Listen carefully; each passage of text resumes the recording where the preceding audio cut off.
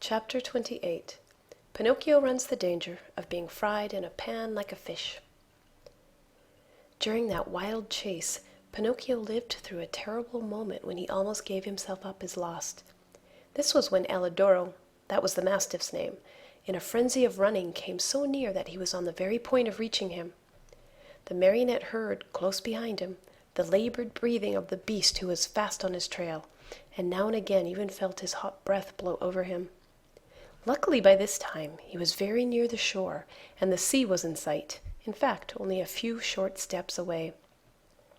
As soon as he set foot on the beach, Pinocchio gave a leap and fell into the water. Alidoro tried to stop, but as he was running very fast he couldn't, and he too landed far out in the sea. Strange though it may seem, the dog could not swim. He beat the water with his paws to hold himself up, but the harder he tried, the deeper he sank. As he stuck his head out once more, the poor fellow's eyes were bulging and he barked out wildly, "I drown! I drown!" "Drown!" answered Pinocchio from afar, happy at his escape. "Help, Pinocchio! Dear little Pinocchio, save me from death!"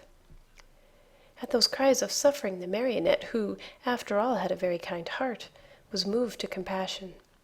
He turned toward the poor animal and said to him, "But if I help you, will you promise not to bother me again by running after me?" I promise! Only hurry, for if you wait another second, I'll be dead and gone." Pinocchio hesitated still another minute. Then, remembering how his father had often told him that a kind deed is never lost, he swam to Alidoro, and catching hold of his tail, dragged him to the shore. The poor dog was so weak he could not stand.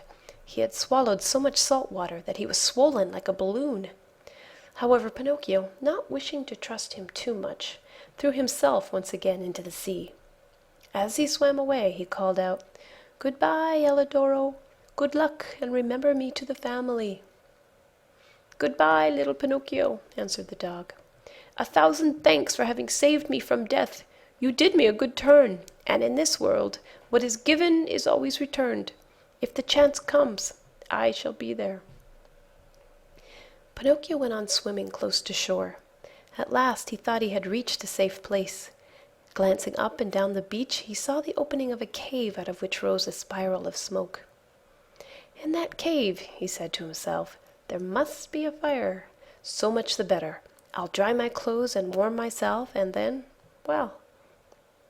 His mind made up, Pinocchio swam to the rocks, but as he started to climb, he felt something under him, lifting him up higher and higher. He tried to escape, but he was too late.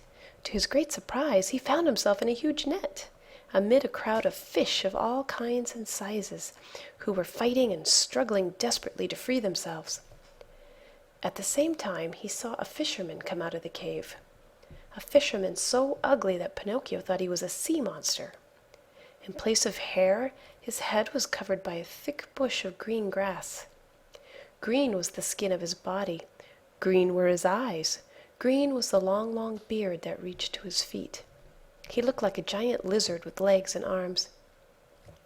When the fisherman pulled the net out of the sea, he cried out joyfully, "Blessed Providence! Once more I'll have a fine meal of fish." "Thank heaven I'm not a fish," said Pinocchio to himself, trying with these words to find a little courage. The fisherman took the net and the fish to the cave, a dark, gloomy, smoky place. In the middle of it, a pan full of oil sizzled over a smoky fire, sending out a repelling odor of tallow that took away one's breath. "Now let's see what kind of fish we have caught today," said the green fisherman.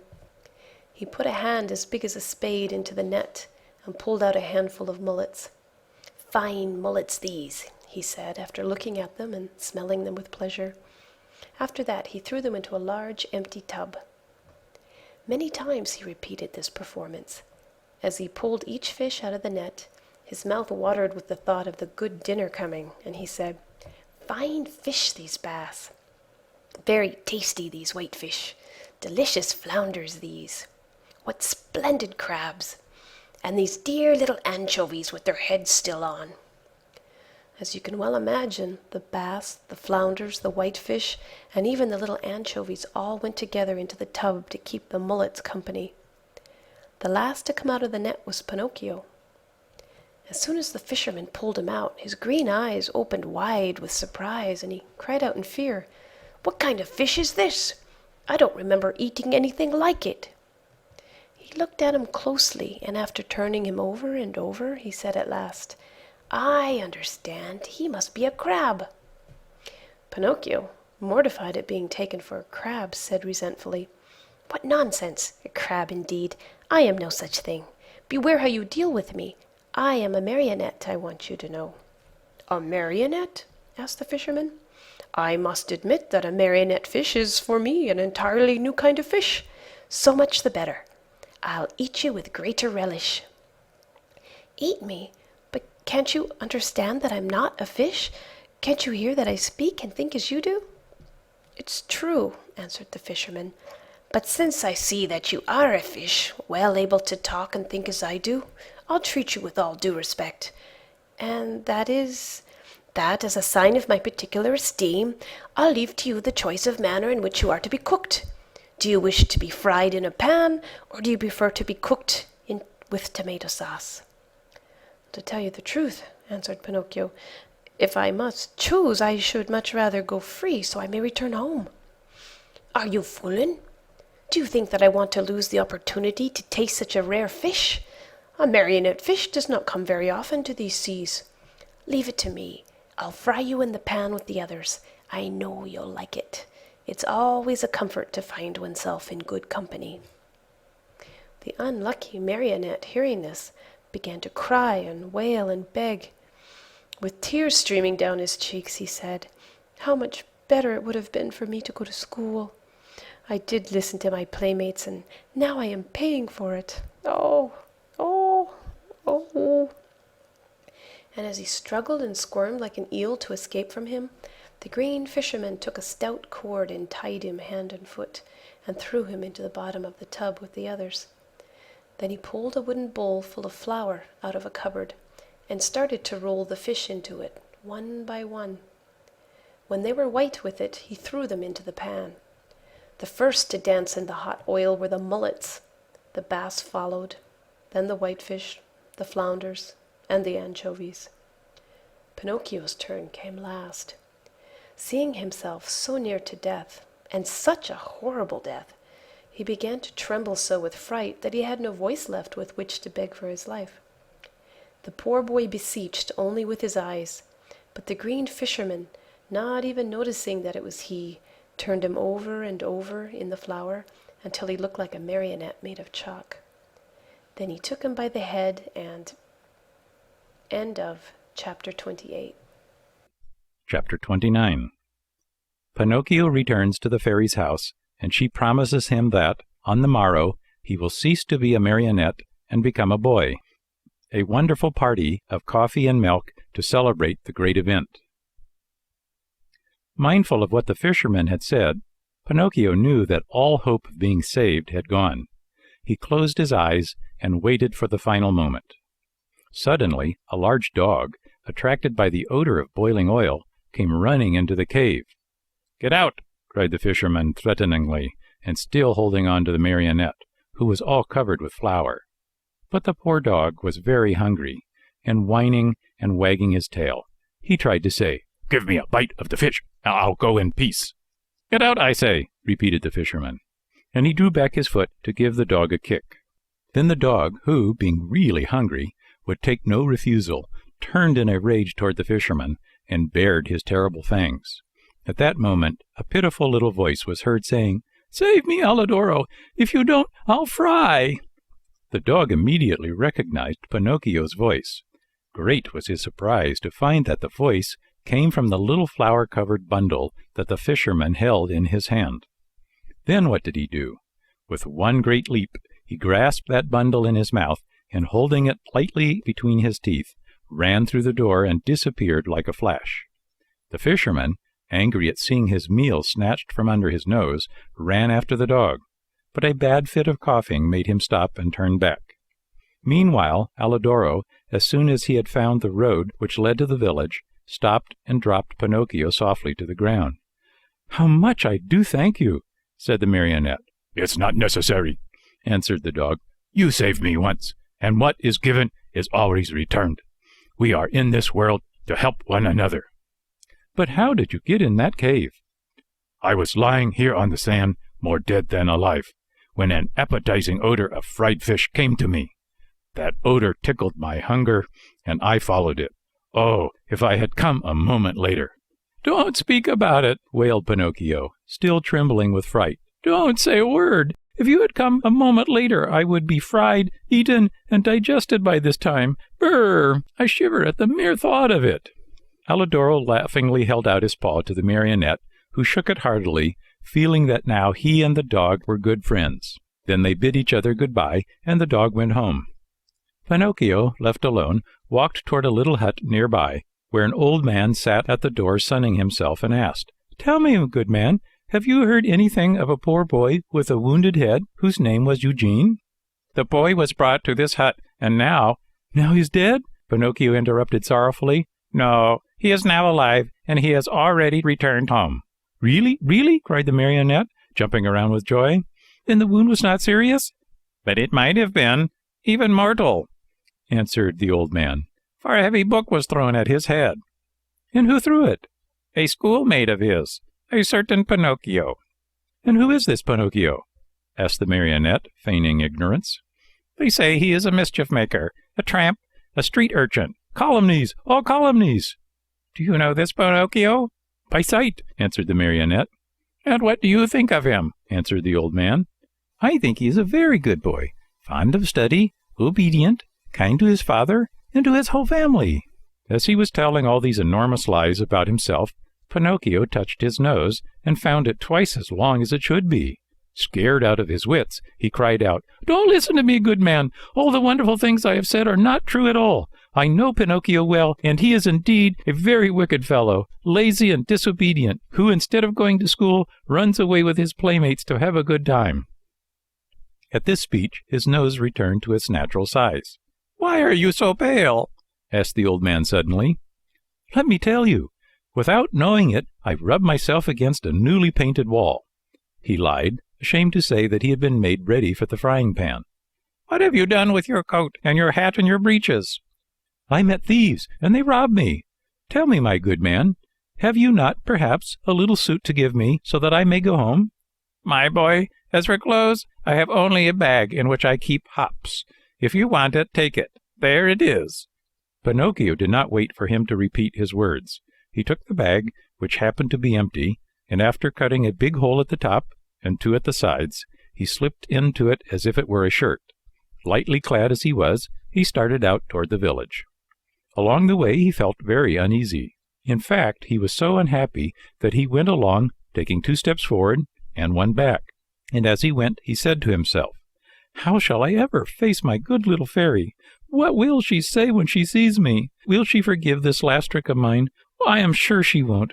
Oh, no, she won't, and I deserve it as usual, for I am a rascal, fine on promises which I never keep." He came to the village late at night. It was so dark he could see nothing, and it was raining pitchforks. Pinocchio went straight to the fairy's house, firmly resolved to knock at the door. When he found himself there, he lost courage and ran back a few steps. A second time he came to the door, and again he ran back. The third time he repeated his performance. The fourth time, before he had time to lose his courage, he grasped the knocker and made a faint sound with it. He waited and waited and waited. Finally, after a full half-hour, a top-floor window, the house had 4 stories, opened, and Pinocchio saw a large snail look out. A tiny light glowed on top of her head. "Who knocks at this late hour?" she called. "Is the fairy home?" asked the marionette. "The fairy is asleep and does not wish to be disturbed. Who are you?" "It is I." "Who's I?" "Pinocchio." "Who is Pinocchio?" "The marionette, the one who lives in the fairy's house." "Oh, I understand," said the snail. "Wait for me there. I will come down to open the door for you." "Hurry, I beg of you, for I am dying of cold." "My boy, I am a snail, and snails are never in a hurry. An hour passed. 2 hours. The door was still closed. Pinocchio, who was trembling with fear and shivering from the cold rain on his back, knocked a second time, this time louder than before. At that second knock, a window on the third floor opened, and the same snail looked out. "Dear little snail," cried Pinocchio from the street, "I have been waiting 2 hours for you, and 2 hours on a dreadful night like this are as long as 2 years. Hurry, please." "My boy," answered the snail in a calm, peaceful voice, "my dear boy, I am a snail, and snails are never in a hurry." And the window closed. A few minutes later, midnight struck. Then 1 o'clock, 2 o'clock, and the door still remained closed. Then Pinocchio, losing all patience, grabbed the knocker with both hands, fully determined to wake the whole house and the street with it. As soon as he touched the knocker, however, it became an eel and wiggled away into the darkness. "Really," cried Pinocchio, blind with rage, "if the knocker is gone, I can still use my feet." He stepped back and gave the door a most solemn kick. He kicked so hard that his foot went straight through the door, and his leg followed almost to the knee. No matter how he pulled and tugged, he could not pull it out. There he stayed, as if nailed to the door. Poor Pinocchio!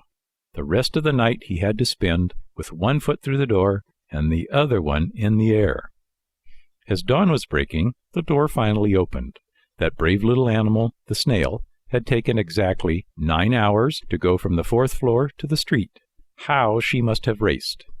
"What are you doing with your foot through the door?" she asked the marionette, laughing.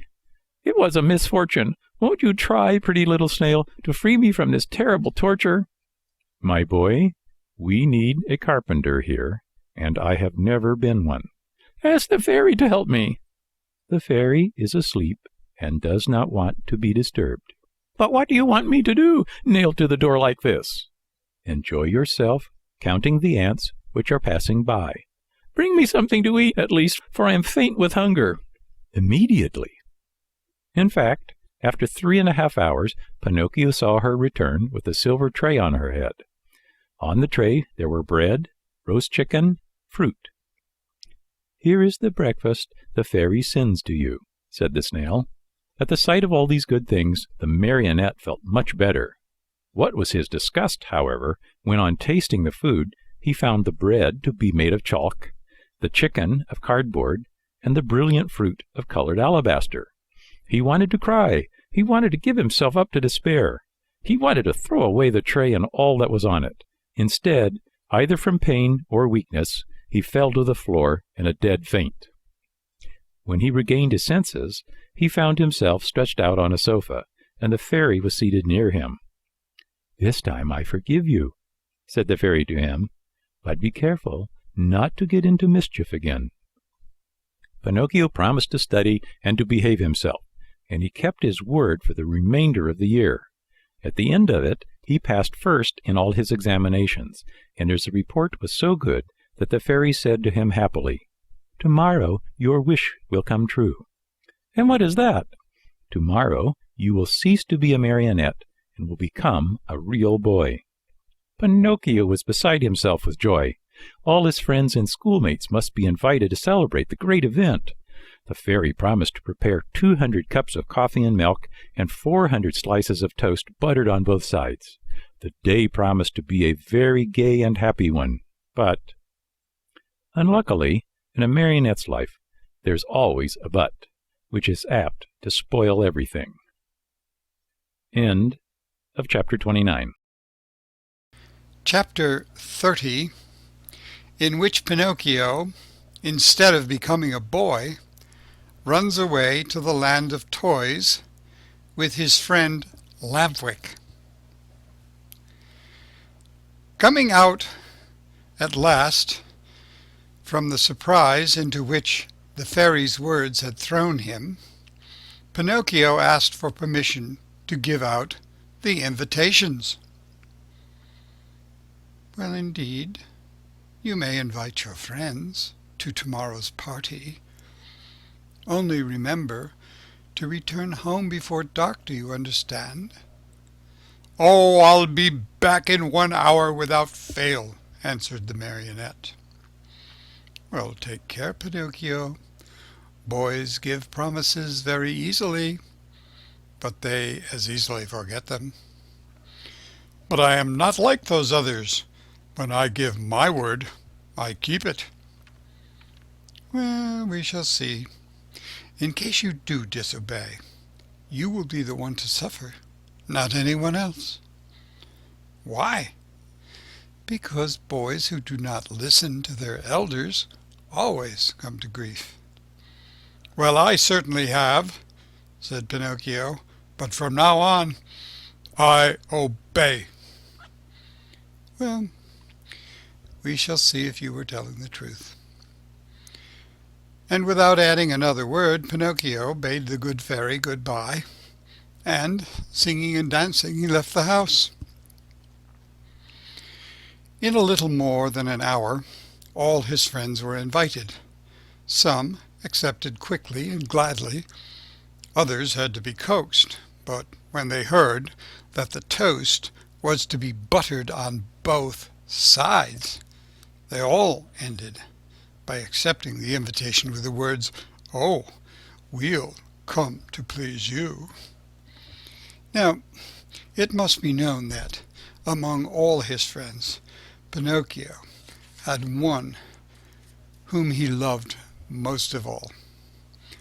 The boy's real name was Romeo, but everyone called him Lampwick because he was tall and thin and had a woebegone look about him. Lampwick was the laziest boy in the school and the biggest mischief-maker, but Pinocchio loved him dearly. That day he went straight to his friend's house to invite him to the party, but Lampwick was not at home. He went a second time, and again a third, but still without success. Or where could he be? Pinocchio searched here and there and everywhere, and finally discovered him hiding under a farmer's wagon. "Oh, what are you doing there?" asked Pinocchio, running up to him. "Oh, I'm waiting for midnight to strike to go." "Where?" "Far, far away." "And I have gone to your house 3 times to look for you." "Or what did you want from me?" "Haven't you heard the news? Don't you know what good luck is mine?" "Or what is it?" "Tomorrow I end my days as a marionette and become a boy, like you and all my other friends." "Well, may it bring you luck." "Well, shall I see you at my party tomorrow?" "But I'm telling you that I go tonight." "Well, what time?"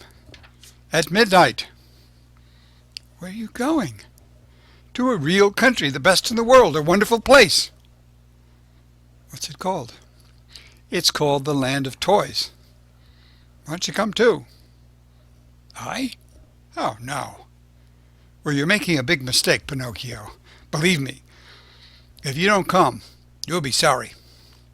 Now, where can you find a place that will agree better with you and me? No schools, no teachers, no books.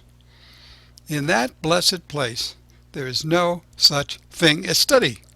Here it is only on Saturdays that we have no school. In the Land of Toys, every day, except Sunday, is a Saturday. Vacation begins on the 1st of January and ends on the last day of December. Now that's the place for me. All countries should be like it. How happy we should all be. But how does one spend the day in the Land of Toys?" asked Pinocchio. "Days are spent in play and enjoyment from morn till night. At night one goes to bed, and the next morning the good times begin all over again. What do you think of it?" Said Pinocchio, nodding his wooden head as if to say, "Well, it's the kind of life that would agree with me perfectly." "Well, you want to go with me then, yes or no? You have to make up your mind." No, no. And again, no. I promised my fairy to become a good boy, and I want to keep my word. You see, the sun is setting, and I must leave you and run. Goodbye. Good luck to you. Where are you going in such a hurry? Home. My good fairy wants me to return home before night. Wait 2 minutes more. It's too late. Only 2 minutes. And if the fairy scolds me, let her scold. After she gets tired, she'll stop, said Lampwick. Are you going alone or with others? Alone? There will be more than 100 of us. Will you walk? At midnight the wagon passes here that is to take us within the boundaries of that marvelous country. How I wish midnight would strike. Why? To see you all set out together. We'll stay here a while longer and you will see us. No, I want to return home. Wait 2 more minutes. I've waited too long as it is. The fairy will be worried. Oh, poor fairy. Is she afraid the bats will eat you up? Listen, Lampwick, said Pinocchio. Are you really sure there are no schools in the land of toys? Not even the shadow of one? Not even one teacher? Not one. And one does not have to study? Never, never, never. What a great land, said Pinocchio, feeling his mouth water. What a beautiful land. I've never been there, but I can well imagine it. Well, why don't you come too? Well, it's useless for you to tempt me. I told you, I promised my good fairy to behave myself, and I'm going to keep my word. Well, goodbye then, and remember me. To the grammar schools, to the high schools, and even to the colleges if you meet them on the way. Well, goodbye, Lampwick, and have a pleasant trip, and enjoy yourself, and remember your friends once in a while. And with these words, Pinocchio started on his way home, turning once more to his friend, and asked him, Are you sure that in that country each week is composed of 6 Saturdays and 1 Sunday? Very sure. And that vacation begins on the 1st of January and ends on the 31st of December? Very, very sure. What a great country! Repeated Pinocchio, puzzled as what to do. And then, in sudden determination, he said hurriedly, Goodbye for the last time and good luck. Goodbye. How soon will you go? Within 2 hours. What a pity. If it were only 1 hour, I might wait for you. And the fairy? Oh, by this time, well, in 1 hour or more or less makes very little difference. I'm late, you know. Oh, poor Pinocchio. If the fairy scolds you, no, let her scold. After she gets tired, she'll stop. In the meantime, the night became darker and darker, and all at once, in the distance, a small light flickered. A queer sound could be heard, soft as a little bell, and faint and muffled, like the buzz of a faraway mosquito. There it is, cried Lampwick, jumping to his feet. What? Whispered Pinocchio. The wagon, which is coming to get me. For the last time, are you coming or not? But is it really true that in that country boys never have to study? Never, never, never. Oh, what a wonderful, beautiful, marvelous country. Oh! That is the end of chapter 30.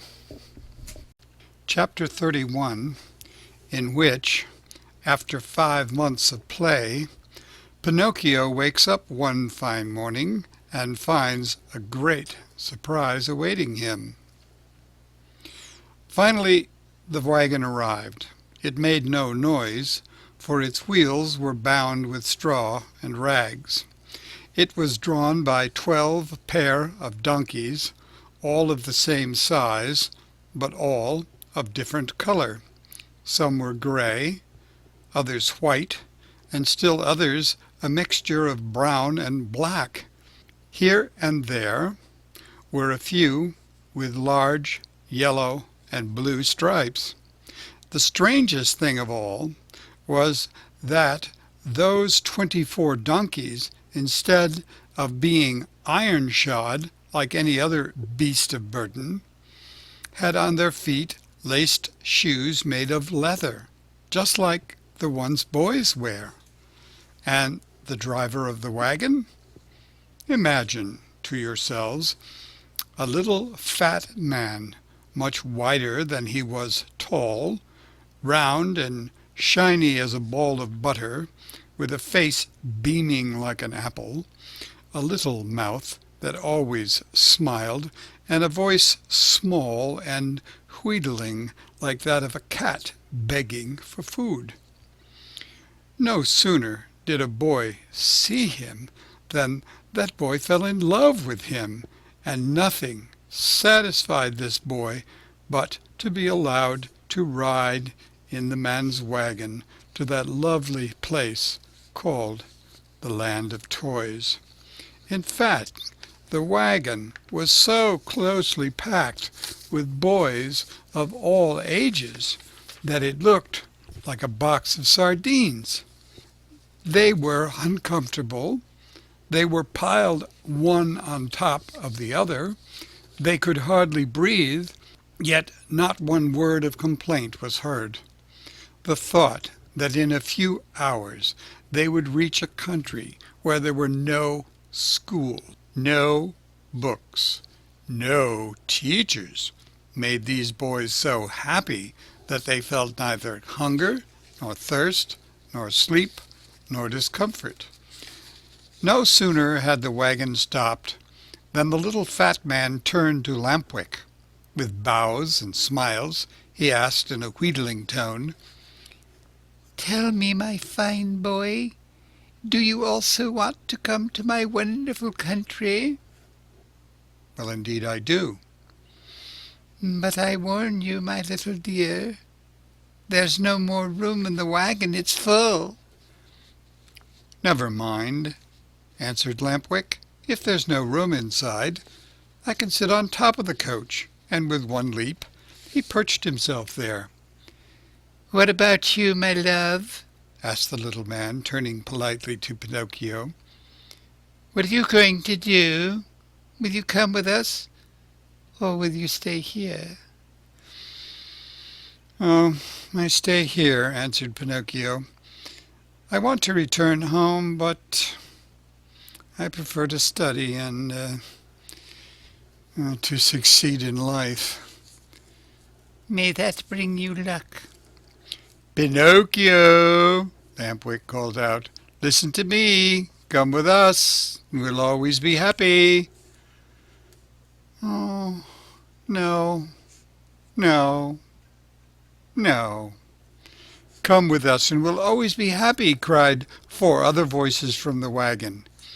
"Come with us and we'll always be happy," shouted the 100 and more boys in the wagon, all together.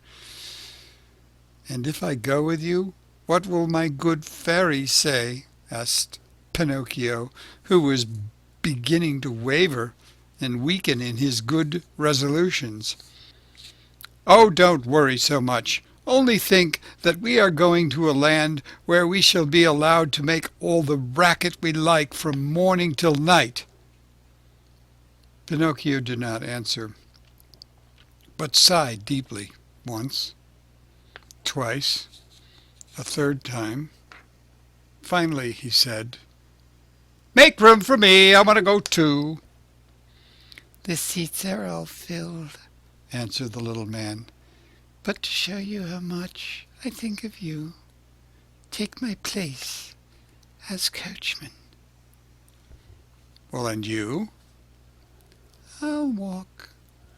"Well, no, indeed, I could not permit such a thing. I much prefer riding one of these donkeys," cried Pinocchio. And no sooner said than done. He approached the first donkey and tried to mount it, but the little animal turned suddenly and gave him such a terrible kick in the stomach that Pinocchio was thrown to the ground and fell with his legs in the air. At this unlooked-for entertainment, the whole company of runaways laughed uproariously. The little fat man did not laugh. He went up to the rebellious animal and, still smiling, bent over him lovingly and bit off half his right ear.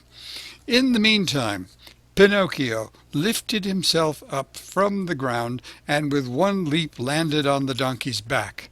The leap was so well taken that all the boys shouted, "Hurrah for Pinocchio!" and clapped their hands in hearty applause. Suddenly the little donkey gave a kick with his two hind feet, and at this unexpected move Pinocchio found himself once again sprawling right in the middle of the road. Again the boys shouted with laughter, but the little man, instead of laughing, became so loving toward the little animal that, with another kiss, he bit off half his left ear. "You can mount now, my boy," he then said to Pinocchio. "Have no fear. That donkey was worried about something, but I have spoken to him, and now he seems quiet and reasonable." Pinocchio mounted, and the wagon started on its way. While the donkeys galloped along the stony road, Pinocchio fancied he heard a very quiet voice whispering to him. "Poor silly, you have done as you wished, but you are going to be a sorry boy before long." Pinocchio, greatly frightened, looked about him to see whence the words had come, but he saw no one. The donkeys galloped, the wagon rolled along smoothly, the boys slept, Lampwick snored like a dormouse, and the little fat man sang sleepily between his teeth.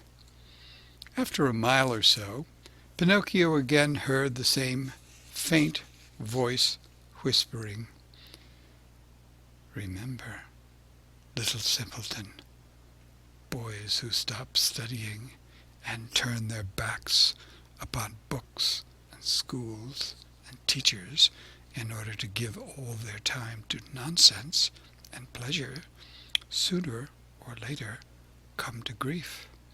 Oh, how well I know this, how well I can prove it to you. A day will come when you will weep bitterly, even as I am weeping now. But it will be too late." At these whispered words, Pinocchio grew more and more frightened. He jumped to the ground, ran up to the donkey on whose back he had been riding, and taking his nose in his hands, looked at him. Think how great was his surprise when he saw the donkey was weeping just like a boy. "Hey, Mr. Driver!" cried Pinocchio. "Do you know what strange thing is happening here? This donkey weeps." "Let him weep. When he gets married, he will have time to laugh." "Have you perhaps taught him to speak?"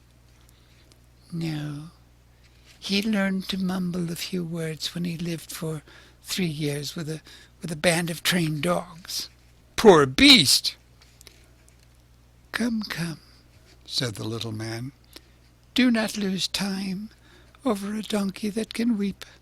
Mount quickly and let us go. The night is cool, and the road is long." Pinocchio obeyed without another word. The wagon started again. Toward dawn, the next morning, they finally reached that much longed-for country, the land of toys. This great land was entirely different from any other place in the world. Its population large though it was composed wholly of boys. The oldest were about 14 years of age, the youngest 8. In the street there was such a racket, such shouting, such blowing of trumpets, that it was deafening. Everywhere groups of boys were gathered together. Some played at marbles, at hopscotch, at ball. Others rode on bicycles or on wooden horses. Some played at blindman's buff. Some at tag. Here a group played circus, another sang and recited. A few turned somersaults, others walked on their hands with their feet in the air. Generals in full uniform leading regiments of cardboard soldiers passed by. Laughter, shrieks, howls, catcalls, hand-clapping followed this parade. One boy made a noise like a hen, another like a rooster, and a third imitated a lion in his den. Altogether they created such a pandemonium that it would have been necessary for you to put cotton in your ears. These squares were filled with small wooden theaters, overflowing with boys from morning till night, and on the wall of the houses, written in charcoal, were words like these: "Hurrah for the land of toys! Down with arithmetic! No more school!" As soon as they had set foot in that land, Pinocchio, Lampwick, and all the other boys who had traveled with them started out on a tour of investigation. They wandered everywhere. They looked into every nook and corner, house and theater.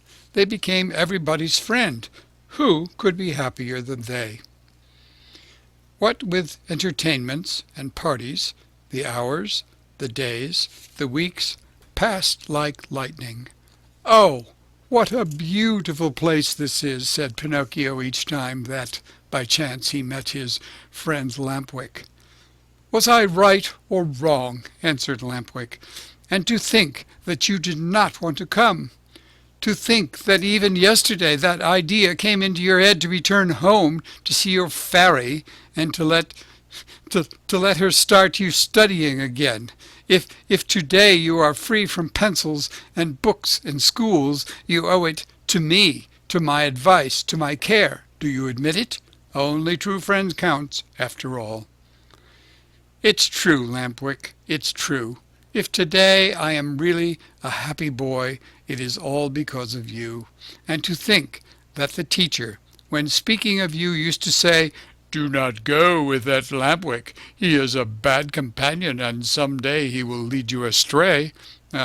"Poor teacher," answered Lampwick, nodding his head. "Indeed, I know how much he disliked me, and how he enjoyed speaking ill of me. But I am a generous person, and I gladly forgive him." "Well, you are a great soul," said Pinocchio, fondly embracing his friend. 5 months passed, and the boys continued playing and enjoying themselves from morning till night, without ever seeing a book or a desk or a school. But, my children, there came a morning when Pinocchio awoke and found a great surprise awaiting him, a surprise which made him feel very unhappy, as you shall see. End of chapter 31. Chapter 32, in which Pinocchio's ears become like those of a donkey. In a little while he changes into a real donkey and begins to bray. Everyone, at one time or another, has found some surprise awaiting him. Of the kind which Pinocchio had on that eventful morning of his life, there are but few. What was it? Well, I will tell you, my dear little listeners. On awakening, Pinocchio put his hand up to his head, and there he found, guess, he found that during the night his ears had grown at least 10 full inches. You must know that Pinocchio, even from his birth, had very small ears, so small indeed that to the naked eye they could hardly be seen. Fancy how he felt when he noticed that overnight those two dainty organs had become as long as shoe brushes. He went in search of a mirror, but not finding any, he just filled a basin with water and looked at himself, and there he saw what he never could have wished to see. His manly figure was adorned and enriched by a beautiful pair of donkey's ears. I leave you to think of the terrible grief, the shame, the despair of the poor marionette. He began to cry, to scream, to knock his head against the wall, but the more he shrieked, the longer and the more hairy grew his ears. At those piercing shrieks, a dormouse came into the room, a fat little dormouse who lived upstairs. Seeing Pinocchio so grief-stricken, she asked him anxiously, "What is the matter, dear little neighbor?"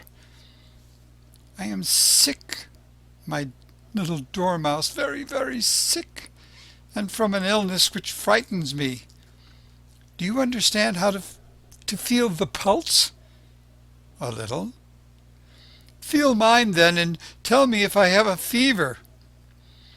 The dormouse took Pinocchio's wrist between her paws, and after a few minutes looked up at him sorrowfully and said, "My friend, I am sorry, but I must give you some very sad news."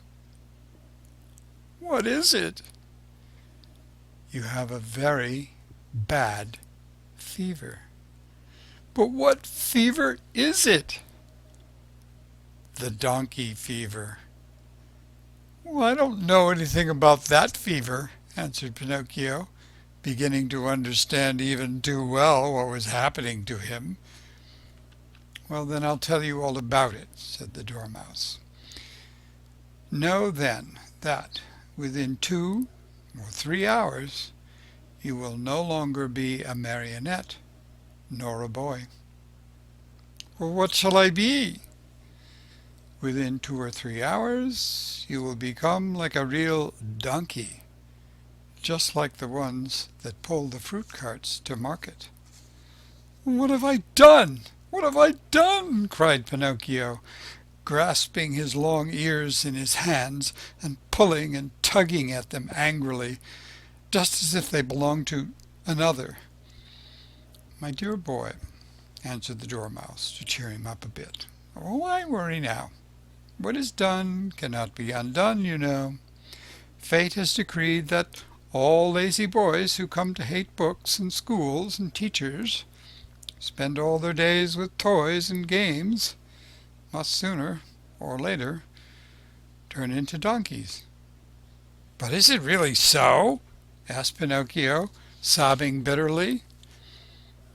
"I'm sorry to say it is, and tears are now useless. You should have thought of this long before." "But the fault is not mine. Believe me, little Dormouse, the fault is all Lampwick's." "Who is this Lampwick?" "He's a classmate of mine. I wanted to return home. I wanted to be obedient. I wanted to study and to succeed in school. But Lampwick said to me, 'Why do you waste your time studying? Why do you want to go to school? Come with me to the land of toys. There we'll never study again. There we can enjoy ourselves and be happy from morn till night.'" "And why did you follow the advice of that false friend?" "Why? Because, my dear little Dormouse, I am a heedless marionette, heedless and heartless. Oh, if I only had a bit of heart! I should never have abandoned that good fairy who loved me so well. and who has been so kind to me. And by this time I should no longer be a marionette. I should be a real boy, like all these friends of mine. Oh, if I meet Lampwick, I am going to tell him what I think of him, and more too." After this long speech, Pinocchio walked to the door of the room, but when he reached it, remembering his donkey ears, he felt ashamed to show them in public, and turned back. He took a large cotton bag from a shelf, put it on his head, and pulled it far down to his very nose, and thus adorned he went out. He looked for Lampwick everywhere, along the streets, in the squares, inside the theaters, everywhere, but he was not to be found. He asked everyone who he met, but no one had seen him. In desperation he returned home and knocked at the door. "Who is it?" asked Lampwick from within. "It is I," answered Pinocchio. "Wait a minute." After a full half-hour, the door opened. Another surprise awaited Pinocchio. There in the room stood his friend with a large cotton bag on his head, pulled down to his very nose. At the sight of that bag, Pinocchio felt slightly happier and thought to himself, "Oh, my friend must be suffering from the same sickness that I am. I wonder if he too has donkey fever." But pretending he had seen nothing, he asked with a smile, "Oh, how are you, my dear Lampwick?" "Very well, like a mouse in a Parmesan cheese." "Is that really true? Why should I lie to you?" "Well, I beg your pardon, my friend, but why then are you wearing that cotton bag over your ears?" The doctor has ordered it because one of my knees hurts." "And you, dear Pinocchio, why are you wearing that cotton bag down on your nose?" "The doctor has ordered it because I have a bruised foot." "Oh, my poor Pinocchio." "Oh, my poor Lampwick." An embarrassingly long silence followed these words, during which time the two friends looked at each other in a mocking way. Finally, Pinocchio, in a voice sweet as honey and soft as a flute, said to his companion, "Tell me, Lampwick, dear friend, have you ever suffered from an earache?" "Never. And you?" "Never. Still, since this morning my ear has been torturing me." "So is mine." "Yours too? Which ear is it?" "Both of them. And yours?" "Both of them too. I wonder if it could be the same sickness." "I'm afraid it is." "Will you do me a favor, Lampwick?" "Gladly, with my whole heart." "Will you let me see your ears?" "Why not? But before I show you mine, I want to see yours, dear Pinocchio." "No, you must show yours first." "Oh, no, my dear. Yours first, then mine." "Well, then," said Pinocchio, "let us make a contract." "Well, let's hear the contract." "Let us take off our caps together, all right?" "All right. Ready, then?" Pinocchio began to count. 1, 2, 3. And at the word 3, the two boys pulled off their caps and threw them high in the air. And then a scene took place which is hard to believe, but it is all too true. Pinocchio and his friend Lampwick, when they saw each other, both stricken by the same misfortune, instead of feeling sorrowful and ashamed, began to poke fun at each other, and after much nonsense they ended by bursting out into hearty laughter. They laughed and laughed and laughed and laughed again, and laughed until they ached, laughed until they cried. But all of a sudden Lampwick stopped laughing. He tottered and almost fell. Pale as a ghost, he turned to Pinocchio and said, "Help! Help, Pinocchio!" "What's the matter?" "Oh, help me! I can't stand up." "I can't either," cried Pinocchio, and his laughter turned to tears as he stumbled about helplessly. They had hardly finished speaking when both of them fell on all fours and began running and jumping around the room, and as they ran, their arms turned into legs, their faces lengthened into snouts, and their backs became covered with long gray hairs.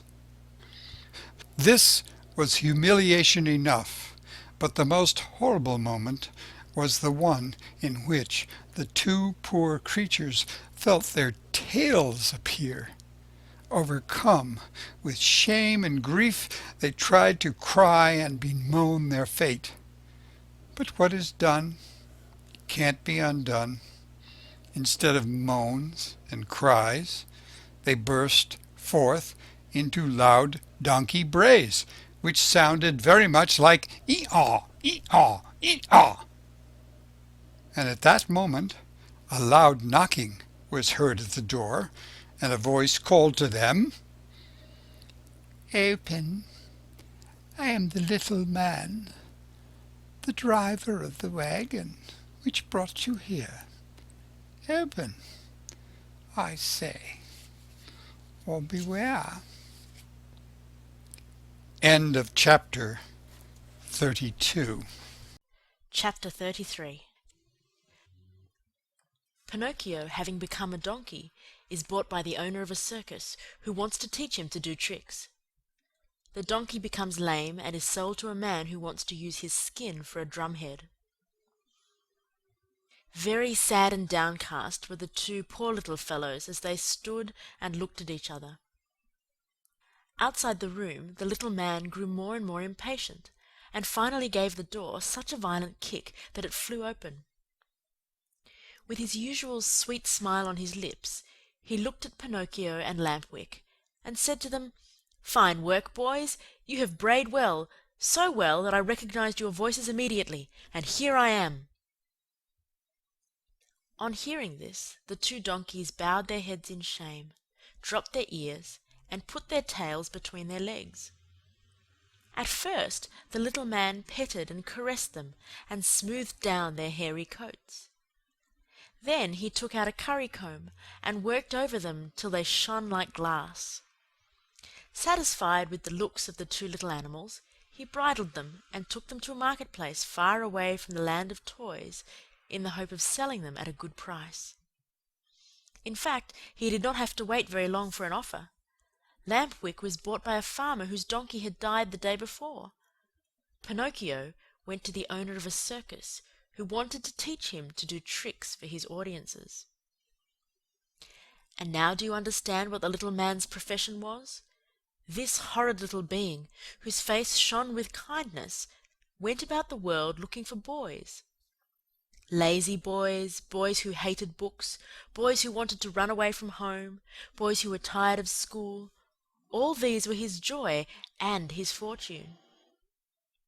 He took them with him to the land of toys, and let them enjoy themselves to their heart's content. When, after months of all play and no work, they became little donkeys, he sold them on the marketplace. In a few years he had become a millionaire. What happened to Lampwick? My dear children, I do not know. Pinocchio, I can tell you, met with great hardships even from the first day. After putting him in a stable, his new master filled his manger with straw, but Pinocchio, after tasting a mouthful, spat it out. Then the man filled the manger with hay, but Pinocchio did not like that any better. "Ah, you don't like hay either?" he cried angrily. "Wait, my pretty donkey, I'll teach you not to be so particular." Without more ado, he took a whip and gave the donkey a hearty blow across the legs. Pinocchio screamed with pain, and as he screamed he brayed, "Haw, haw, haw! I can't digest straw." "Then eat the hay," answered his master, who understood the donkey perfectly. "Haw, haw, haw! Hay gives me a headache." "Do you pretend by any chance that I should feed you duck or chicken?" asked the man again, and, angrier than ever, he gave poor Pinocchio another lashing. At that second beating Pinocchio became very quiet and said no more. After that the door of the stable was closed and he was left alone. It was many hours since he had eaten anything, and he started to yawn from hunger. As he yawned, he opened a mouth as big as an oven. Finally, not finding anything else in the manger, he tasted the hay. After tasting it, he chewed it well, closed his eyes, and swallowed it. "This hay is not bad," he said to himself, "but how much happier I should be if I had studied! Just now, instead of hay, I should be eating some good bread and butter. Patience!" Next morning, when he awoke, Pinocchio looked in the manger for more hay, but it was all gone. He had eaten it all during the night. He tried the straw, but as he chewed away at it, he noticed to his great disappointment that it tasted neither like rice nor like macaroni. "Patience!" he repeated as he chewed. "If only my misfortune might serve as a lesson to disobedient boys who refuse to study! Patience! Have patience!" "Patience indeed!" shouted his master just then as he came into the stable. "Do you think, perhaps, my little donkey, that I have brought you here only to give you food and drink? Oh, no! You are to help me earn some fine gold pieces, do you hear? Come along now. I am going to teach you to jump and bow, to dance a waltz and a polka, and even to stand on your head." Poor Pinocchio, whether he liked it or not, had to learn all these wonderful things, but it took him 3 long months and cost him many, many lashings before he was pronounced perfect. The day came at last when Pinocchio's master was able to announce an extraordinary performance. The announcements, posted all around the town and written in large letters, read thus: "Great spectacle tonight! Leaps and exercises by the great artists and the famous horses of the company. First public appearance of the famous donkey called Pinocchio, the star of the dance. The theatre will be as light as day." That night, as you can well imagine, the theatre was filled to overflowing 1 hour before the show was scheduled to start. Not an orchestra chair could be had, not a balcony seat, nor a gallery seat, not even for their weight in gold. The place swarmed with boys and girls of all ages and sizes, wriggling and dancing about in a fever of impatience to see the famous donkey dance. When the first part of the performance was over, the owner and manager of the circus, in a black coat, white knee breeches, and patent leather boots, presented himself to the public, and in a loud, pompous voice made the following announcement: "Most honored friends, gentlemen, and ladies! Your humble servant, the manager of this theatre, presents himself before you tonight in order to introduce to you the greatest, the most famous donkey in the world, a donkey that has had the great honor in his short life of performing before the kings and queens and emperors of all the great courts of Europe. We thank you for your attention." This speech was greeted by much laughter and applause, and the applause grew to a roar when Pinocchio, the famous donkey, appeared in the circus ring. He was handsomely arrayed. A new bridle of shining leather, with buckles of polished brass, was on his back. 2 white camellias were tied to his ears. Ribbons and tassels of red silk adorned his mane, which was divided into many curls. A great sash of gold and silver was fastened around his waist, and his tail was decorated with ribbons of many brilliant colors. He was a handsome donkey indeed. The manager, when introducing him to the public, added these words: "Most honoured audience, I shall not take your time tonight to tell you of the great difficulties which I have encountered while trying to tame this animal since I found him in the wilds of Africa. Observe, I beg of you, the savage look of his eye. All the means used by centuries of civilization in subduing wild beasts failed in this case. I had finally to resort to the gentle language of the whip in order to bring him to my will. With all my kindness, however, I never succeeded in gaining my donkey's love. He is still today as savage as the day I found him. He still fears and hates me. But I have found in him one great redeeming feature. Do you see this little bump on his forehead? It is this bump which gives him the great talent of dancing and using his feet as nimbly as a human being. Admire him, O signori, and enjoy yourselves.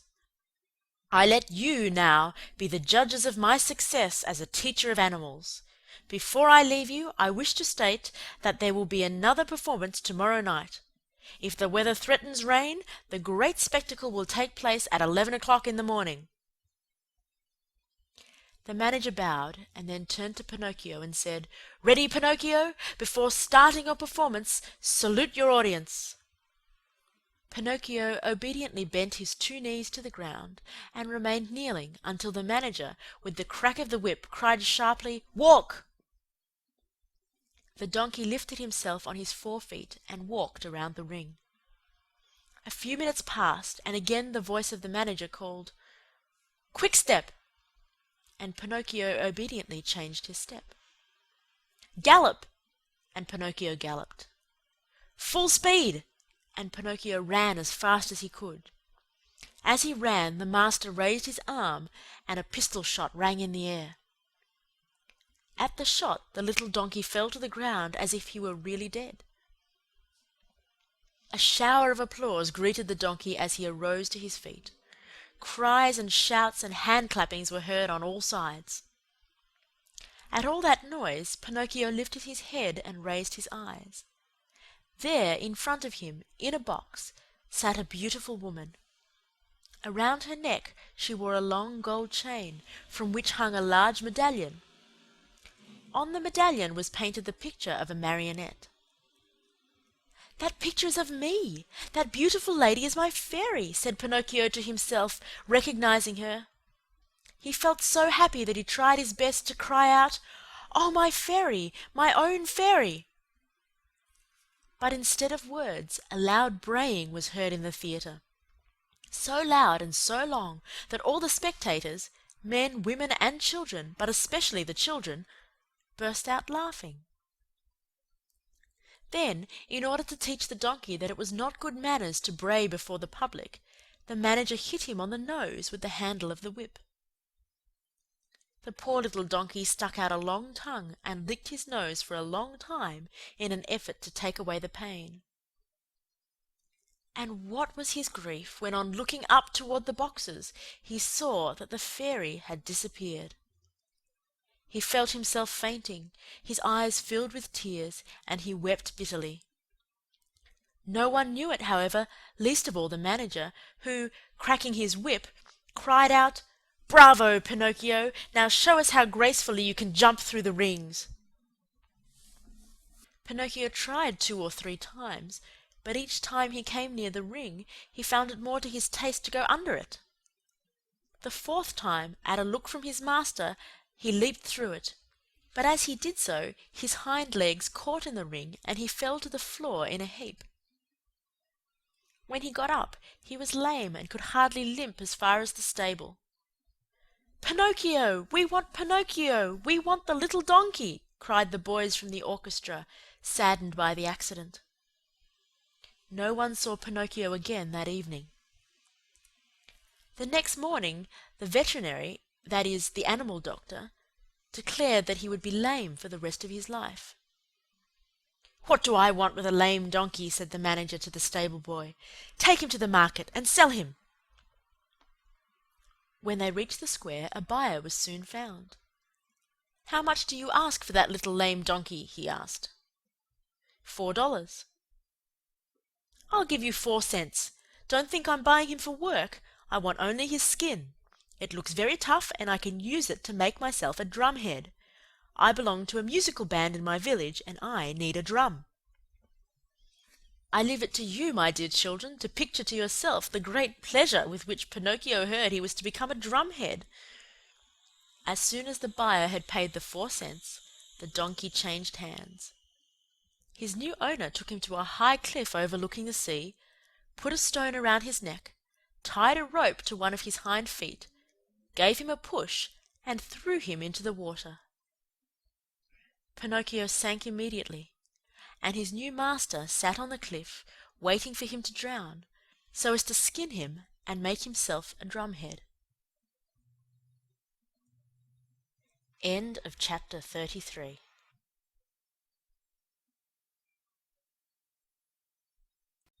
Chapter 34. Pinocchio is thrown into the sea, eaten by fishes, and becomes a marionette once more. As he swims to land, he is swallowed by the terrible shark. Down into the sea, deeper and deeper sank Pinocchio, and finally, after 50 minutes of waiting, the man on the cliff said to himself, "By this time my poor little lame donkey must be drowned. Up with him, and then I can get to work on my beautiful drum." He pulled the rope which he had tied to Pinocchio's leg, pulled and pulled and pulled, and at last he saw appear on the surface of the water, can you guess what? Instead of a dead donkey, he saw a very much alive marionette, wriggling and squirming like an eel. Seeing that wooden marionette, the poor man thought he was dreaming, and sat there with his mouth wide open and his eyes popping out of his head. Gathering his wits together, he said, "And the donkey I threw into the sea?" "I am that donkey," answered the marionette, laughing. "You?" "I." "Ah, you little cheat! Are you poking fun at me?" "Poking fun at you? Not at all, dear master. I am talking seriously." "But then how is it that you, who a few minutes ago were a donkey, are now standing before me a wooden marionette?"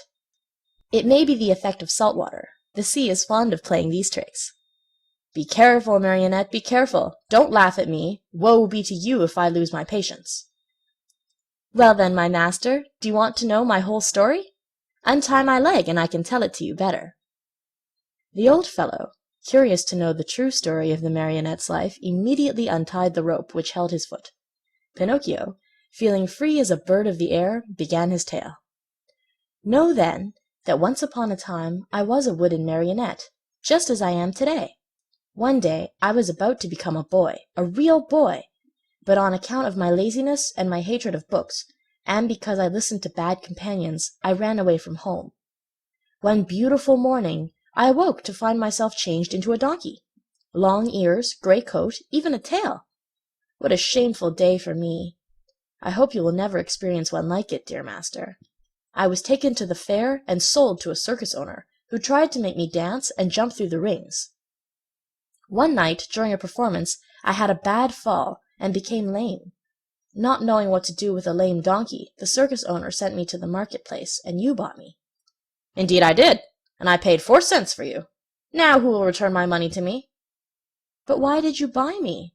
You bought me to do me harm, to kill me, to make a drumhead out of me." "Indeed I did, and now where shall I find another skin?" "Never mind, dear master, there are so many donkeys in this world." "Tell me, impudent little rogue, does your story end here?" "One more word," answered the marionette, "and I am through. After buying me, you brought me here to kill me, but feeling sorry for me, you tied a stone to my neck and threw me to the bottom of the sea. That was very good and kind of you to want me to suffer as little as possible, and I shall remember you always. And now my fairy will take care of me, even if you—" "Your fairy? Who's she?" "She is my mother, and, like all mothers who love their children, she never loses sight of me, even though I do not deserve it. And today this good fairy of mine, as soon as she saw me in danger of drowning, sent 1,000 fishes to the spot where I lay. They thought I was really a dead donkey, and began to eat me. What great bites they took! One ate my ears, another my nose, a third my neck and my mane. Some went at my legs, and some at my back. And among the others there was one tiny fish, so gentle and polite that he did me the great favor of eating even my tail. "From now on," said the man, horrified, "I swear I shall never again taste fish. How I should enjoy opening a mullet or a white fish just to find there the tail of a dead donkey."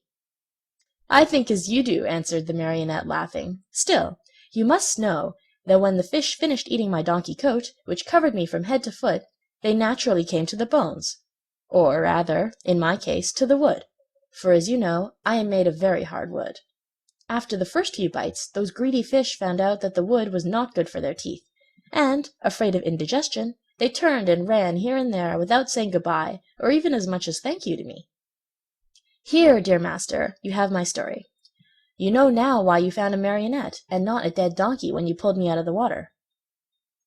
"I laugh at your story," cried the man angrily. "I know that I spent 4 cents to get you, and I want my money back. Do you know what I can do? I'm going to take you to the market once more and sell you as dry firewood." "Very well, sell me. I am satisfied," said Pinocchio. But as he spoke, he gave a quick leap and dived into the sea. Swimming away as fast as he could, he cried out, laughing, "Good-bye, master! If you ever need a skin for your drum, remember me." He swam on and on. After a while he turned around again and called louder than before, "Good-bye, master! If you ever need a piece of good dry firewood, remember me."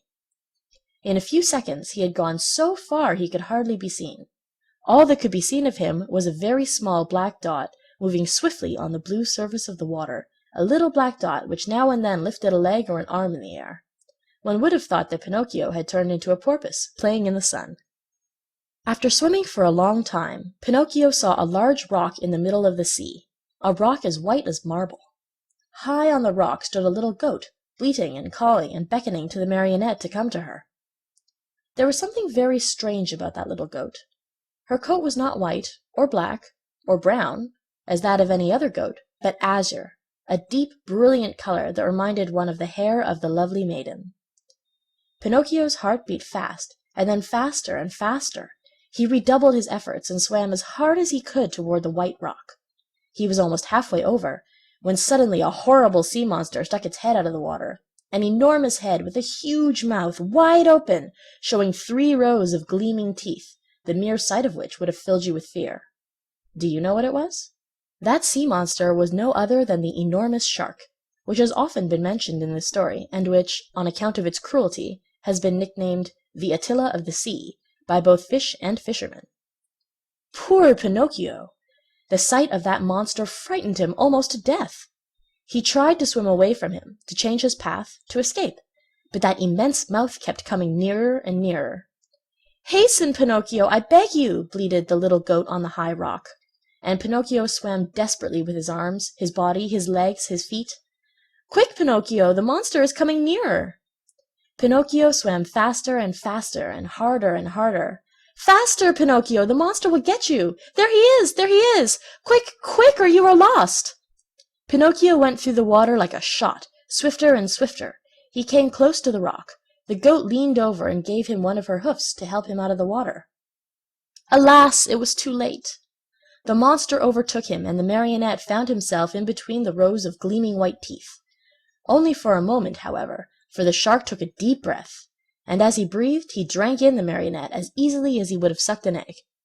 Then he swallowed him so fast that Pinocchio, falling down into the body of the fish, lay stunned for half an hour. When he recovered his senses, the Marionette could not remember where he was. Around him all was darkness, a darkness so deep and so black that for a moment he thought he had put his head into an inkwell. He listened for a few moments and heard nothing. Once in a while a cold wind blew on his face. At first he could not understand where that wind was coming from, but after a while he understood that it came from the lungs of the monster. I forgot to tell you that the shark was suffering from asthma, so that whenever he breathed a storm seemed to blow. Pinocchio at first tried to be brave, but as soon as he became convinced that he was really and truly in the shark's stomach, he burst into sobs and tears. "Help! Help!" he cried. "Oh, poor me! Won't someone come to save me?" "Who is there to help you, unhappy boy?" said a rough voice, like a guitar out of tune. "Who is talking?" said Pinocchio, frozen with terror. "It is I, a poor tunny, swallowed by the shark at the same time as you. And what kind of a fish are you?" "I have nothing to do with fishes. I am a marionette. If you are not a fish, why did you let this monster swallow you? I didn't let him. He chased me and swallowed me without even a by your leave. And now what are we to do here in the dark? Wait until the shark has digested us both, I suppose. But I don't want to be digested, shouted Pinocchio, starting to sob. Neither do I, said the tunny. But I am wise enough to think that if one is born a fish, it is more dignified to die under the water than in the frying pan. What nonsense! Cried Pinocchio. Mine is an opinion, replied the tunny, and opinions should be respected. But I want to get out of this place. I want to escape. Go if you can. Is this shark that has swallowed us very long? Asked the marionette. His body, not counting the tail, is almost a mile long. While talking in the darkness, Pinocchio thought he saw a faint light in the distance. What can that be? He said to the tunny. Some other fish, waiting as patiently as we to be digested by the shark. I want to see him. He may be an old fish, and may know some way of escape. I wish you all good luck, dear marionette. Goodbye, tunny. Goodbye, marionette, and good luck. When shall I see you again? Who knows? It is better not to think about it. End of chapter 34.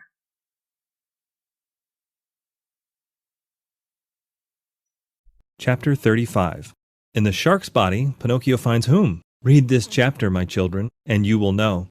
Pinocchio, as soon as he had said goodbye to his friend, the tunny, tottered away in the darkness and began to walk, as well as he could, toward the faint light which glowed in the distance. As he walked, his feet splashed in a pool of greasy and slippery water, which had such a heavy smell of fish fried in oil that Pinocchio thought it was Lent. The farther on he went, the brighter and clearer grew the tiny light. On and on he walked until finally he found, I give you 1,000 guesses, my dear children, he found a little table set for dinner and lighted by a candle stuck in a glass bottle. And near the table sat a little old man, white as snow, eating live fish. They wriggled so that, now and again, one of them slipped out of the old man's mouth and escaped into the darkness under the table. At this sight, the poor marionette was filled with such great and sudden happiness that he almost dropped in a faint. He wanted to laugh, he wanted to cry, he wanted to say 1,001 things, but all he could do was to stand still, stuttering and stammering brokenly. At last, with a great effort, he was able to let out a scream of joy, and opening his arms, he threw them around the old man's neck. "Oh, father, dear father, I have found you at last. Now I shall never, never leave you again." "Are my eyes telling me the truth?" answered the old man, rubbing his eyes. "Are you really my own dear Pinocchio? Yes, yes, yes, it is I. Look at me. And you have forgotten me, haven't you? Oh, my dear father, how good you are. And to think that but if you only knew how many misfortunes have fallen on my head, and how many troubles I have had.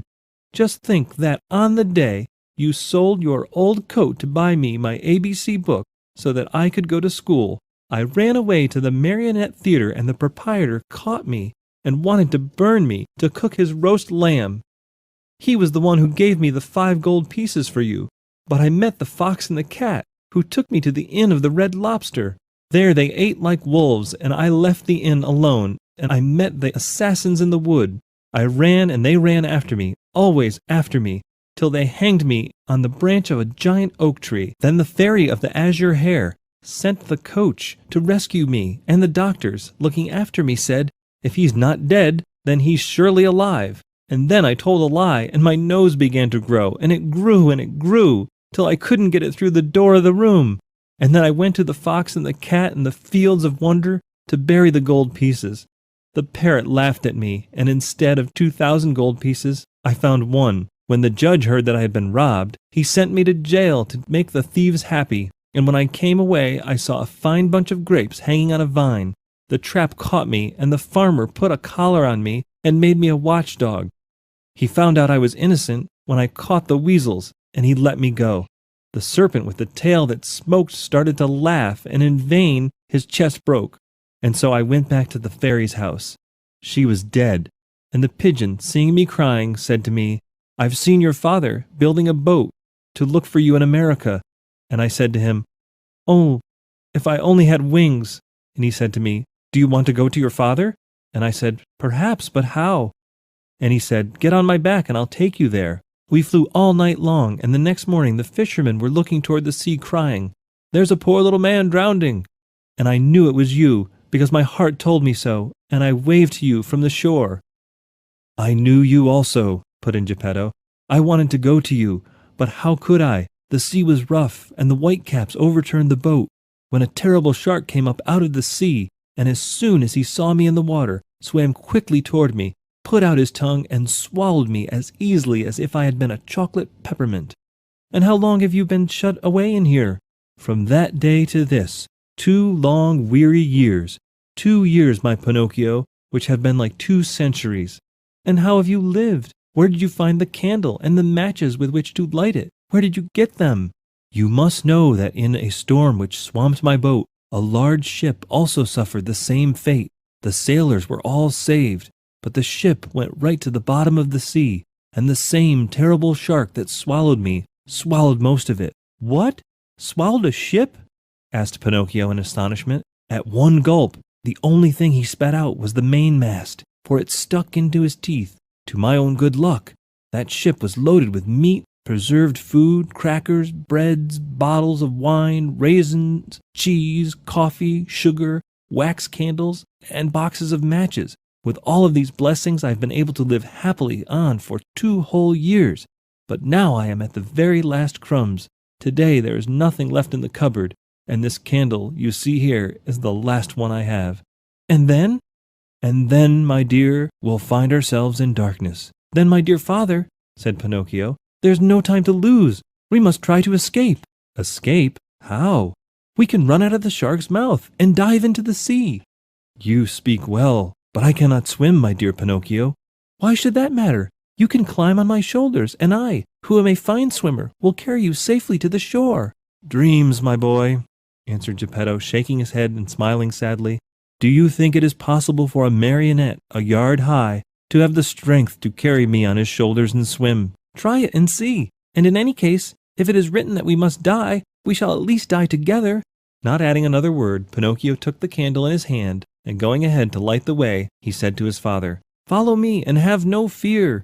They walked a long distance through the stomach and the whole body of the shark. When they reached the throat of the monster, they stopped for a while to wait for the right moment in which to make their escape. I want you to know that the shark, being very old and suffering from asthma and heart trouble, was obliged to sleep with his mouth open. Because of this, Pinocchio was able to catch a glimpse of the sky filled with stars as he looked up through the open jaws of his new home. "The time has come for us to escape," he whispered, turning to his father. "The shark is fast asleep, the sea is calm, and the night is as bright as day. Follow me closely, dear father, and we shall soon be saved." No sooner than done, they climbed up the throat of the monster till they came to that immense open mouth. There they had to walk on tiptoes, for if they tickled the shark's long tongue, he might awaken, and where would they be then? The tongue was so wide and so long that it looked like a country road. The 2 fugitives were just about to dive into the sea when the shark sneezed, and very suddenly, as he sneezed, he gave Pinocchio and Geppetto such a jolt that they found themselves thrown on their backs and dashed once more, very unceremoniously, into the stomach of the monster. To make matters worse, the candle went out, and father and son were left in the dark. "And now?" asked Pinocchio with a serious face. "Now we are lost." "Why lost? Give me your hand, dear father, and be careful not to slip." "Where will you take me?" "We must try again. Come with me, and don't be afraid." With these words, Pinocchio took his father by the hand, and, always walking on tiptoes, they climbed up the monster's throat for a second time, and then they crossed the whole tongue and jumped over 3 rows of teeth. But before they took the last great leap, the marionette said to his father, "Climb on my back, and hold on tight to my neck. I'll take care of everything else." As soon as Geppetto was comfortably seated on his shoulders, Pinocchio, very sure of what he was doing, dived into the water and started to swim. The sea was like oil, the moon shone in all splendor, and the shark continued to sleep so soundly that not even a cannon shot would have awakened him. End of chapter 35. Chapter 36. Pinocchio finally ceases to be a marionette and becomes a boy. "My dear father, we are saved!" cried the marionette. "All we have to do now is to get to shore, and that is easy." Without another word, he swam swiftly away in an effort to reach land as soon as possible. All at once he noticed that Geppetto was shivering and shaking as if with a high fever. Was he shivering from fear or from cold? Who knows? Perhaps a little of both. But Pinocchio, thinking his father was frightened, tried to comfort him by saying, "Courage, father! In a few moments we shall be safe on land." "But where is that blessed shore?" asked the little old man, more and more worried as he tried to pierce the far-away shadows. "Here I am searching on all sides, and I see nothing but sea and sky." "I see the shore," the marionette said. "Remember, father, that I am like a cat. I see better at night than by day." Poor Pinocchio pretended to be peaceful and contented, but he was far from that. He was beginning to feel discouraged. His strength was leaving him, and his breathing was becoming more and more labored. He felt he could not go on much longer, and the shore was still far away. He swam a few more strokes. Then he turned to Geppetto and cried out weakly, "Help me, father! Help me, for I'm dying!" Father and son were really about to drown when they heard a voice, like a guitar out of tune, call from the sea. "What is the trouble?" "It is I and my poor father." "I know that voice. You are Pinocchio." "Exactly, and you?" "I am the tunny, your companion in the shark's stomach." "And how did you escape?" "I imitated your example. You are the one who showed me the way, and after you went, I followed. Tunny, you arrived at the right moment. I implore you, for the love you bear your children, the little tunnies, to help us, or we are lost. With great pleasure indeed. Hang on to my tail, both of you, and let me lead you. In a twinkling you'll be safe on land." Geppetto and Pinocchio, as you can easily imagine, did not refuse the invitation. Indeed, instead of hanging on to the tail, they thought it better to climb on the tunny's back. "Are we too heavy?" asked Pinocchio. "Heavy? Not in the least. You are as light as seashells," answered the tunny, who was as large as a 2-year-old horse. As soon as they reached the shore, Pinocchio was the first to jump to the ground to help his old father. Then he turned to the fish and said to him, "Dear friend, you have saved my father, and I have not enough words with which to thank you. Allow me to embrace you as a sign of my eternal gratitude." The tunny stuck his nose out of the water, and Pinocchio knelt on the sand and kissed him most affectionately on his cheek. At this warm greeting, the poor tunny, who was not used to such tenderness, wept like a child. He felt so embarrassed and ashamed that he turned quickly, plunged into the sea, and disappeared. In the meantime, day had dawned. Pinocchio offered his arm to Geppetto, who was so weak he could hardly stand, and said to him, "Lean on my arm, dear father, and let us go. We will walk very, very slowly, and if we feel tired, we can rest by the wayside." "And where are we going?" asked Geppetto. "To look for a house or a hut, where they will be kind enough to give us a bite of bread and a bit of straw to sleep on." They had not taken 100 steps when they saw 2 rough-looking individuals sitting on a stone begging for alms. It was the fox and the cat, but one could hardly recognize them. They looked so miserable. The cat, after pretending to be blind for so many years, had really lost sight of both eyes.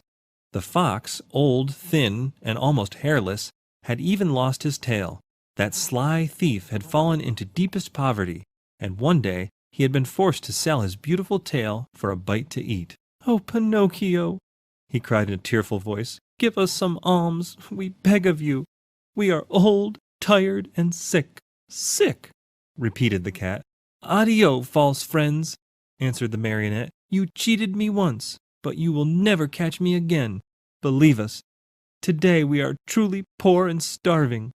"Starving," repeated the cat. "If you are poor, you deserve it. Remember the old proverb which says, 'Stolen money never bears fruit.' Addio, false friends." "Have mercy on us, on us." "Addio, false friends. Remember the old proverb which says, 'Bad wheat always makes poor bread.'" "Do not abandon us, abandon us," repeated the cat. "Addio, false friends. Remember the old proverb, 'Whoever steals his neighbor's shirt usually dies without his own.'" Waving goodbye to them, Pinocchio and Geppetto calmly went on their way. A few more steps they saw at the end of a long road, near a clump of trees, a tiny cottage built of straw. "Someone must live in that hut," said Pinocchio. "Let us see for ourselves." They went and knocked on the door. "Who is it?" said a little voice from within. "A poor father and a poorer son, without food and no roof to cover them," answered the marionette. "Turn the key and the door will open," said the same little voice. Pinocchio turned the key and the door opened. As soon as they went in, they looked here and there and everywhere, but saw no one. "Oh ho! Where is the owner of the hut?" cried Pinocchio, very much surprised. "Here I am, up here." Father and son looked up at the ceiling, and there on the beam sat the talking cricket. "Oh, my dear cricket," said Pinocchio, bowing politely. "Oh, now you can call me your dear cricket. But do you remember when you threw your hammer to kill me? You are right, dear cricket. Throw a hammer at me now, I deserve it. But spare my poor old father. I am going to spare both the father and the son. I have only wanted to remind you of the trick you long ago played upon me. I teach you that in this world of ours we must be kind and courteous to others if we want to find kindness in our own days of trouble. You are right, little cricket. You are more than right, and I shall remember the lesson you have taught me. But will you tell me how you succeeded in buying this pretty little cottage? This cottage was given to me yesterday by a little goat with blue hair." "And where did the goat go?" asked Pinocchio. "I don't know." "And when will she be back?" "She will never come back. Yesterday she went away bleeding sadly, and it seemed to me she said, 'Poor Pinocchio, I shall never see him again. The shark must have eaten him by this time.'" "Were those her real words? Then it was she. It was, my dear little fairy," cried out Pinocchio, sobbing bitterly.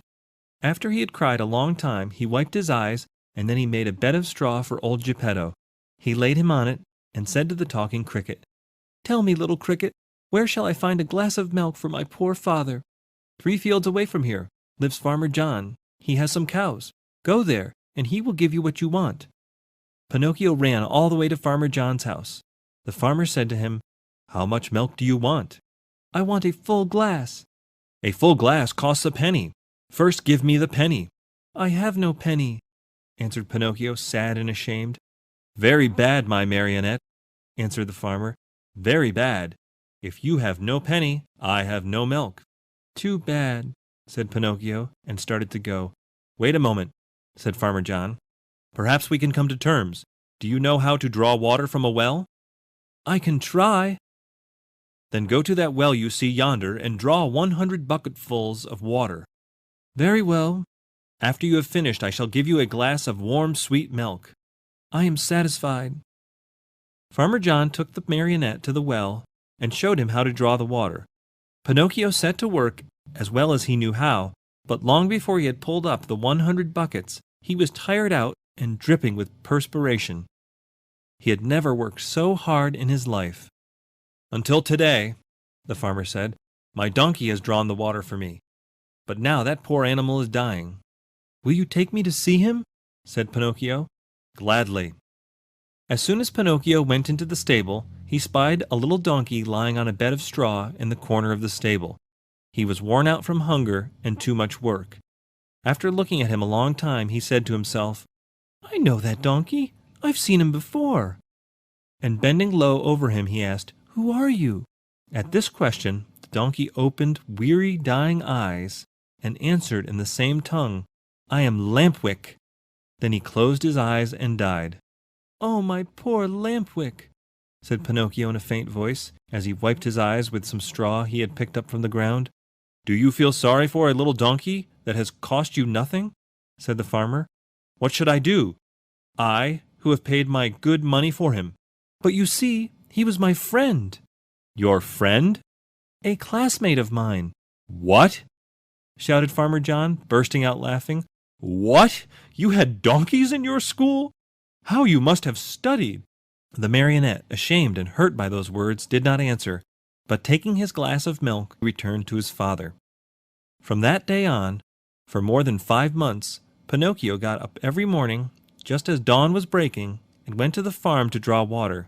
And every day he was given a glass of warm milk for his poor old father, who grew stronger and better day by day.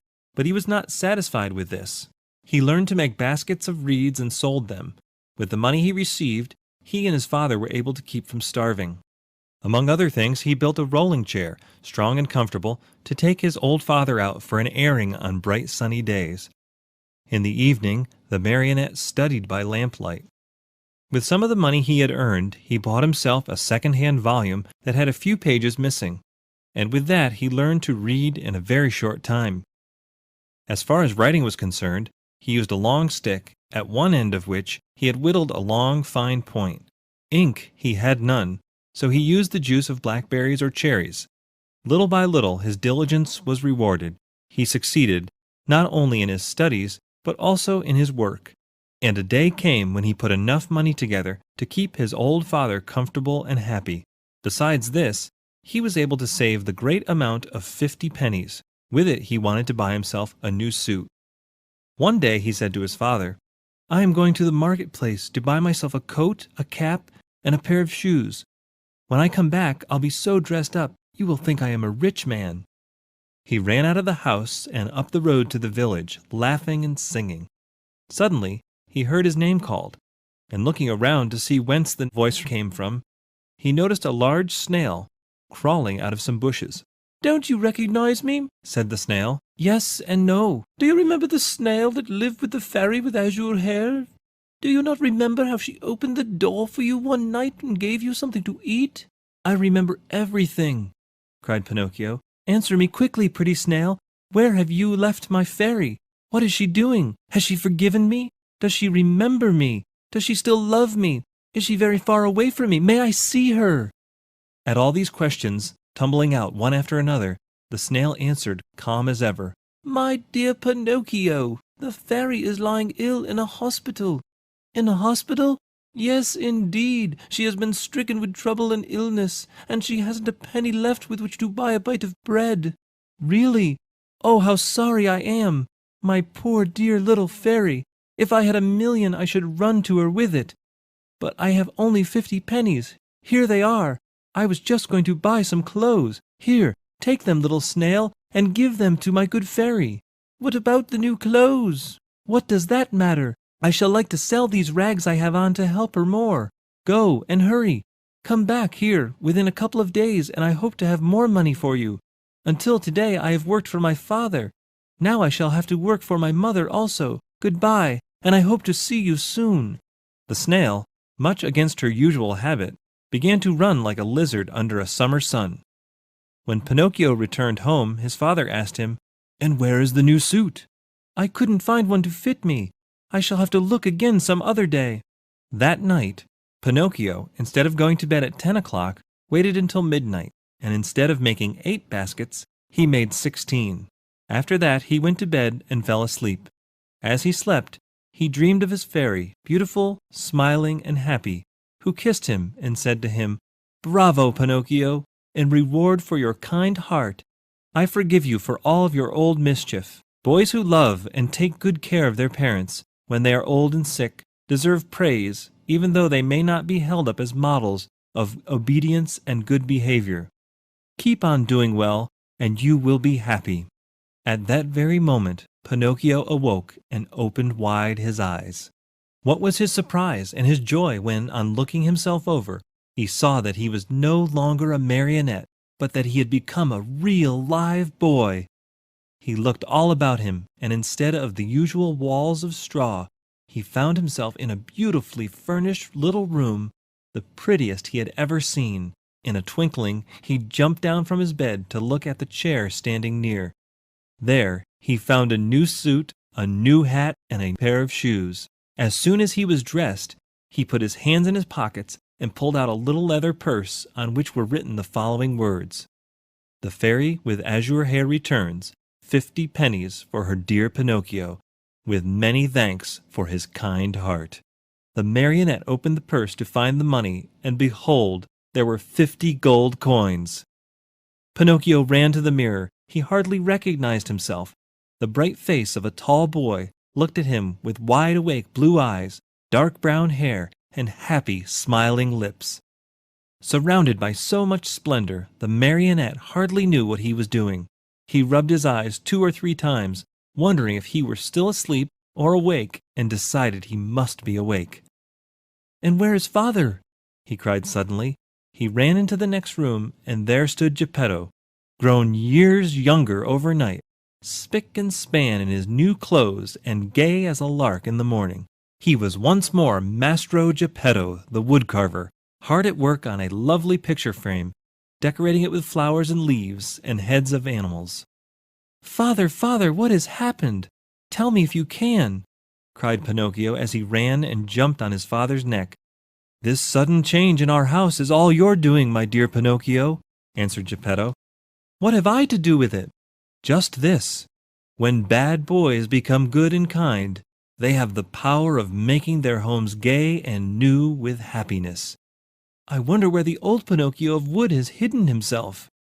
"There he is," answered Geppetto, and he pointed to a large marionette leaning against a chair, head turned to one side, arms hanging limp, and legs twisted under him. After a long, long look, Pinocchio said to himself with great content, "How ridiculous I was as a marionette, and how happy I am now that I have become a real boy." End of chapter 36. End of the Adventures of Pinocchio. Recorded by Kevin Radine, Albany, New York, March 2006.